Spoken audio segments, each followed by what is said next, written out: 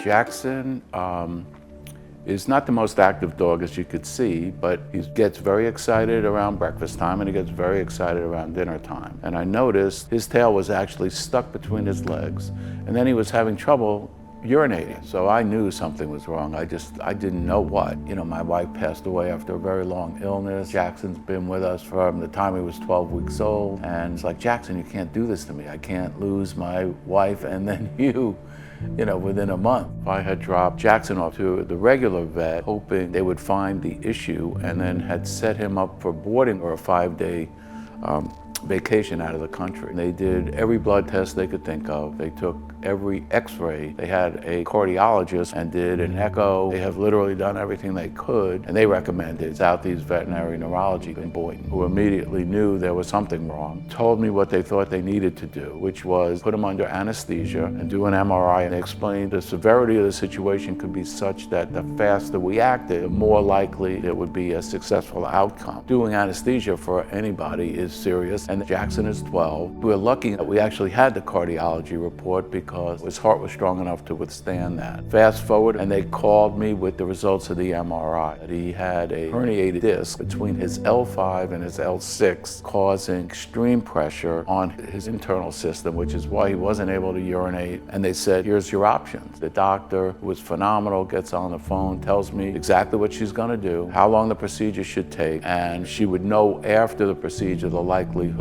of recovery, but she felt comfortable that it would be greater than 75%. And they immediately went into surgery. She called in, I could hear the smile through the phone, that everything went great, and he's resting comfortably. At that point, I had a cocktail and I enjoyed my family on Sunday, Monday, and came back on Tuesday. And I had him for a week at home, but I was very, very concerned that, you know, maybe he was getting too much activity. Then my granddaughter's birthday was coming up. Normally I would take him to New York. I took him to the medical boarding. They had a physical therapy program. Looking back, being a little bit more confined made a huge difference. So his recovery period was only 3 weeks. The doctor wanted to see him after 4 weeks. I took him back for his 3-week checkup. He was completely recovered. We had a little graduation ceremony. They put a little cap on him and a little tie. Between the two doctors and the assistant at Southeast Veterinary Neurology, everything they did was beyond first class. And they were empathetic. When you go to people who really know what they're doing, and they make you feel comfortable